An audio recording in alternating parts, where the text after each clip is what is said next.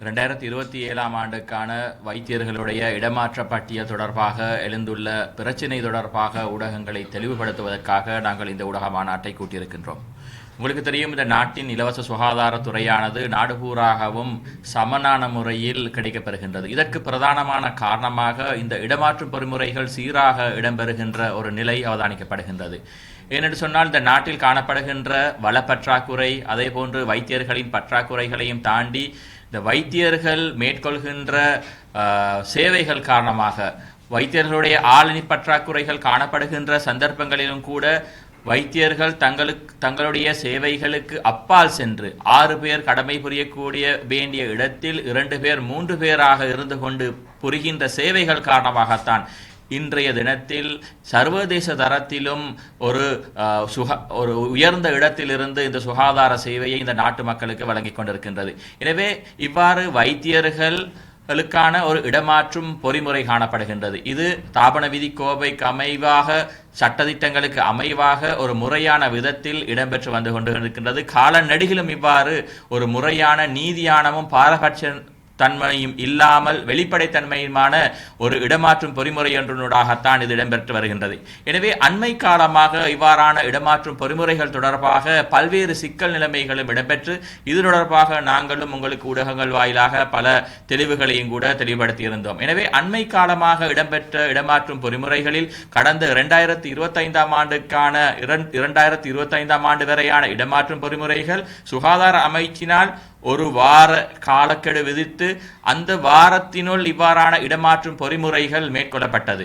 பொதுவாகவே வைத்தியர்கள் 4 வருடங்களுக்கு ஒரு முறை அவர்களுக்கான இடமாற்றும் பொறிமுறைகள் இடம்பெறுகின்றது.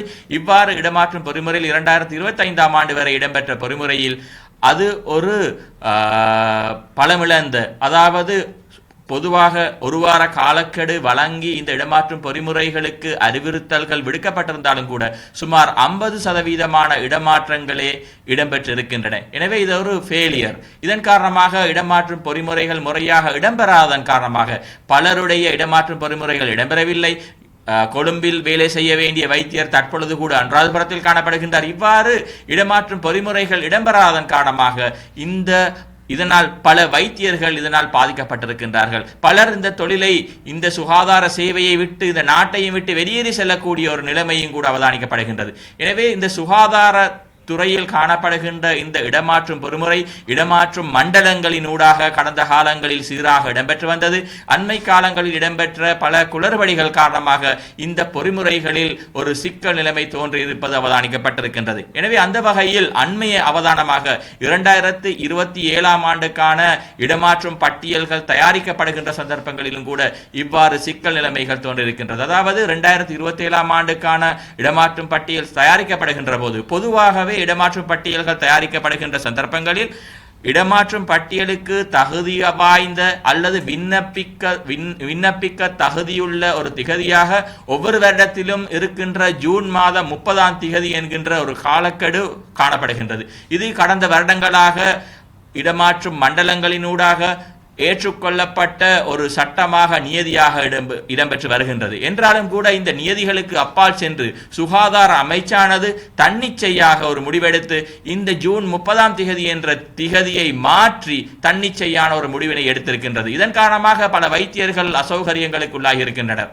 எனவே இது தொடர்பாக எங்களுடைய அதிருப்தியை நாங்கள் வெளியிட்டிருந்தோம். எனவே இது தொடர்பாக நேற்றைய தினம் கூட சுகாதார அமைச்சில் சுகாதார சேவைகள் பணிப்பாளரை சந்தித்து இது தொடர்பாக நாங்கள் ஆலோசனைகள் நடத்தியிருக்கின்றோம். இது தொடர்பாக எங்களுடைய அதிருப்தியை வெளியிட்டிருக்கின்றோம். எனவே இது தொடர்பாக இவ்வாறு 2027ஆம் ஆண்டுக்கான இடமாற்றும் பட்டியலின் இந்த விண்ணப்ப திகதி தொடர்பாக தன்னிச்சையாக மாற்றப்பட்டது தொடர்பாக தொடர்ச்சியாகவே எங்களுடைய அதிருப்தியை வெளியிட்டிருக்கின்றோம். எனவே இது தொடர்பாக சுகாதார அமைச்சு தரப்பிலிருந்து எங்களுக்கு ஒரு